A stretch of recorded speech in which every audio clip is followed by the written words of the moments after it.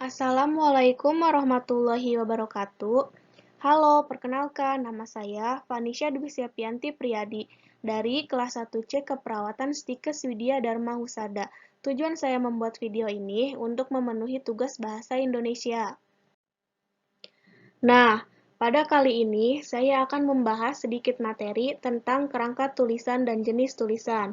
Di sini saya akan membahas bagian syarat, langkah, manfaat, dan jenis kerangka tulisan. Jadi, kamu harus menyimak materi ini dengan baik ya. Yuk langsung saja kita simak materinya. Yang pertama itu ada pengertian kerangka tulisan. Kerangka tulisan adalah suatu rencana kerja yang membuat garis besar suatu tulisan yang akan digarap. Bagian dari kerangka tulisan ini ada 3. Yang pertama itu ada pendahuluan. Di dalam pendahuluan terdiri dari latar belakang, kerangka metode, kerangka teori penulisan, alasan, pembatasan topik, dan sistematik. Yang kedua itu ada isi. Di dalam isi terdiri dari menyusun gagasan dan pembahasan secara sistematis. Dan yang ketiga itu ada penutup. Di bagian penutup terdiri dari bagian akhir, kesimpulan, sari dari tujuan.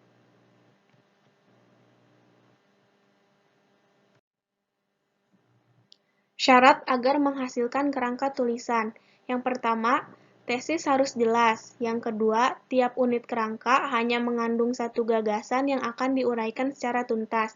Yang ketiga, pokok-pokok disusun secara logis. Dan yang keempat, setiap unit maupun subunit harus menggunakan pasangan simbol yang konsisten.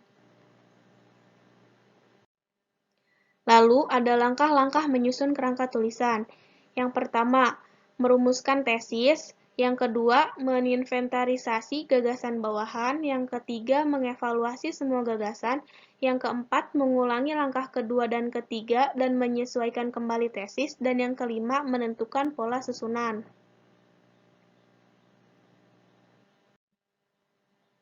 Manfaat kerangka tulisan. Yang pertama itu ada tulisan dapat disusun secara teratur. Tulisan tidak mengalami pengulangan dan berfungsi sebagai miniatur atau prototipe tulisan.